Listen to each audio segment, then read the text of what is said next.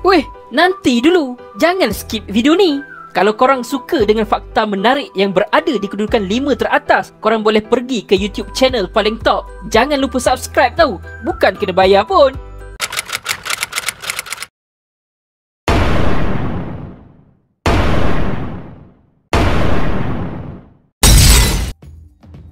Kerana tidak berpuas hati mangsa mati ketika ditahan di dalam lock-up di balai polis, keluarga mangsa arahkan mayat mangsa dibedah siasat untuk kali kedua. Ketika itu, mayat mangsa didapati sudah pun reput. Apa yang terjadi sebenarnya? Mangsa yang bernama Gunasigaran Raja Sundaram ditahan polis kerana disyaki menyalahgunakan dadah berbahaya. Dia ditahan bersama 4 lagi tahanan lain. Mereka adalah Ravi Subramaniam, Suresh M. Subayah, Selvaj Santiran Krishnan dan seorang lelaki Melayu yang tidak dikenali. Sebelum ditangkap, Gunasigaran didapati cuba untuk larikan diri namun berjaya ditangkap pihak polis. Setelah ditangkap polis, Gunasigaran kemudian terus dimasukkan ke dalam lock-up Balai Polis Sentul. Polis kemudian mengarahkan mangsa untuk menyerahkan sampel air kencing dan cap jari. Sebelum proses serahan sampel dibuat, Gunasigaran tiba-tiba jatuh pengsan. Dia kemudian diberikan air mineral oleh polis. Apabila tiba giliran Gunasigaran untuk memberikan sampel air kencing, dia gagal untuk membuang air kecil. Disebabkan itu, mangsa diarahkan untuk diambil cap jarinya terlebih dahulu. Gunasigaran dibawa ke bahagian belakang Pejabat Bahagian Siasatan Jenayah Narkotik IPD Sentul. Semasa proses pengambilan cap jari dijalankan, mangsa sekali lagi jatuh pengsan. Mangsa kemudian dibawa ke Hospital Kuala Lumpur. Ketika dalam perjalanan ke hospital, Gunasigaran telah meninggal dunia. Apa yang sebenarnya terjadi pada mangsa? Bedah siasat kemudian dibuat sehari selepas mangsa meninggal dunia. Saksi menyatakan hasil siasatan mendapati Gunasigaran menghidap HIV positif. Namun yang menjadi misteri adalah mangsa tidak mengalami sebarang kecederaan yang menyumbang kepada kematian. Hasil ujian air kencing mendapati Gunasigaran positif dadah jenis metamfetamin, morfin dan cannabis. Doktor diberitahu oleh pihak polis bahawa mangsa meninggal dunia pada jam 5.30 petang di lock-up Balai Polis. Oleh kerana doktor tidak menjumpai sebarang kecederaan yang menimpa Gunasigaran, beliau telah mengatakan kematian mangsa diklasifikasikan sebagai kematian berkaitan dadah. Contoh darah dan air kencing mangsa kemudian dianalisa oleh Jabatan Kimia Malaysia. Hasil mendapati air kencing Gunasigaran mengandungi 6 jenis bahan dadah. Hasil analisa darah mangsa pula mendapati adanya 5 jenis bahan dadah termasuklah chloroquine.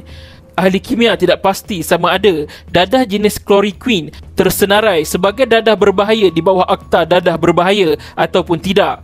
Tetapi, kandungan melebihi 3.30 mikrogram per mililiter dadah merupakan tahap mematikan. Waris mangsa tidak berpuas hati dengan keputusan hasil bedah siasat yang dilakukan. Keluarga Gunasigaran kemudian arahkan mayat mangsa dibedah siasat untuk kali kedua oleh doktor lain. Bedah siasat kedua dibuat sebulan selepas bedah siasat pertama. Ketika itu, mayat Gunasigaran sudah pun reput. Hasil bedah siasat kedua juga mendapati punca kematian mangsa adalah kematian berkaitan dadah. Tetapi, yang menjadi tanda tanya adalah berkemungkinan tiada usaha menyelamat diberikan kepada mangsa sebelum meninggal dunia. Gunasigaran dibawa ke Hospital Kuala Lumpur dalam keadaan lemah dan telah pun tidak bernyawa lagi. Tanda-tanda kecederaan pada badan mangsa mula kelihatan pada bedah siasat kedua dijalankan. Magistrat yang dipanggil sebagai saksi telah mengesahkan bahawa semasa bedah siasat pertama dilakukan, tiada apa-apa kesan kecederaan kelihatan pada badan mangsa. Timbalan Pendakwa Raya kemudian memanggil 3 saksi yang mungkin melihat apa yang sebenarnya terjadi. Ketiga-tiga saksi tersebut memberitahu mahkamah dia telah melihat seorang anggota polis menendang dan memukul Gunasigaran dengan hos getah. Bahagian belakang badan dan dada mangsa juga ditendang dengan kuat. Akibatnya, Gunasigaran jatuh tersungkur dan tidak dapat bangun semula. Saksi juga memberitahu mahkamah bahawa dia melihat anggota polis yang sama telah menendang bahagian kaki dan memukul kepala Gunasigaran dengan kayu di tempat mangsa ditangkap. Kes kemudian didengar di Mahkamah Coroner bagi menentukan apakah punca sebenar kematian mangsa di bawah Seksyen 337 Kanun Atur Cara Jenayah. Apa itu Mahkamah Coroner? Mahkamah Coroner adalah suatu mahkamah yang menjalankan siasatan ke atas kematian yang meragukan atau tidak diketahui puncanya. Siasatan kematian ini dikenali sebagai inquest. Dalam mahkamah ini, tiada perbicaraan, tiada sesiapa yang dituduh dan tiada sesiapa yang dihakimi.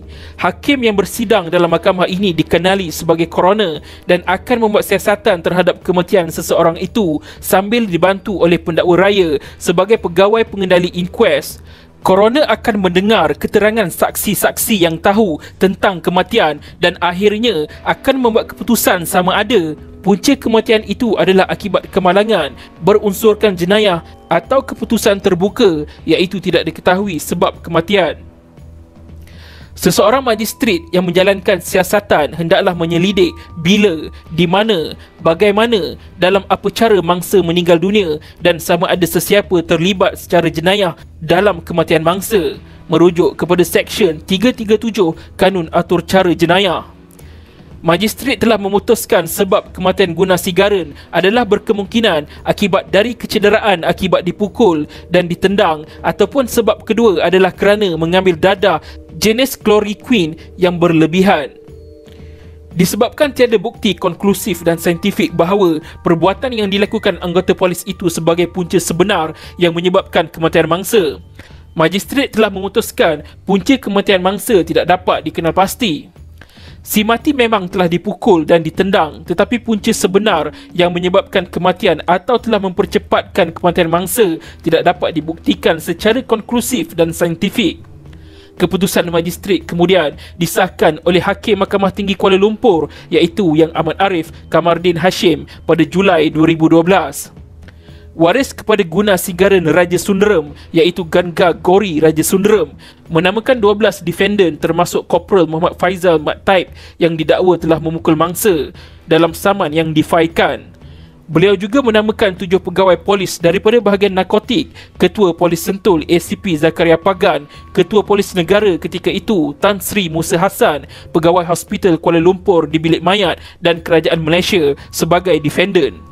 Ganga Gori menuntut ganti rugi am, ganti rugi khas, ganti rugi teladan dan ganti rugi teruk daripada defendant. Dalam kenyataan tuntutannya, beliau mendakwa bahawa pada kira-kira jam 3 petang, Gunasigaran dan 3 yang lain telah ditangkap oleh 5 anggota polis. Setibanya di balai polis, beliau mendakwa Gunasigaran gagal memberikan sampel air kencing dan ini menyebabkan dia ditumbuk dan ditendang oleh Korporal Muhammad Faizal pada kira-kira jam 5.30 petang pada hari yang sama.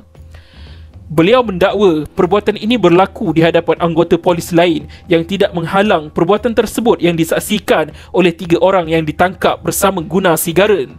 Berikutan kematian Gunasigaran, defendant kedua iaitu Ranjinder Singh membuat laporan polis yang mendakwa Gunasigaran memiliki 8 straw heroin.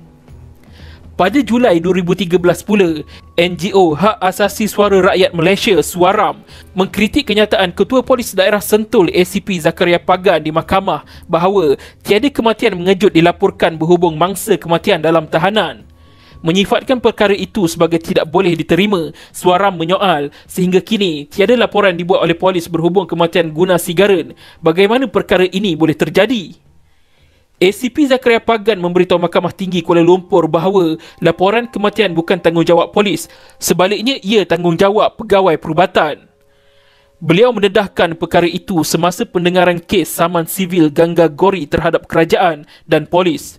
ACP Zakaria Pagan juga mengesahkan di mahkamah bahawa polis menyiasat Gunasigaran dan 3 lagi suspek sehingga melepasi tengah malam.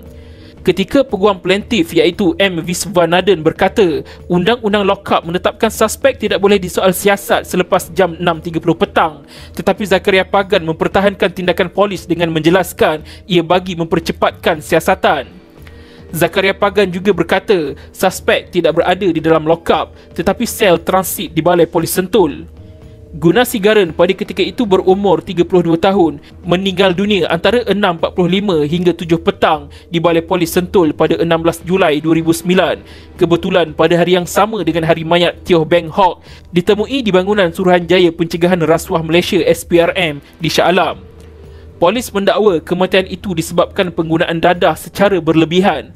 Bagaimanapun, keluarga mangsa mendakwa ia ekoran kekejaman polis. Punca sebenar yang boleh mengaitkan kematian mangsa masih menjadi tanda tanya. Adakah mangsa mati akibat dipukul atau akibat mengambil dadah secara berlebihan?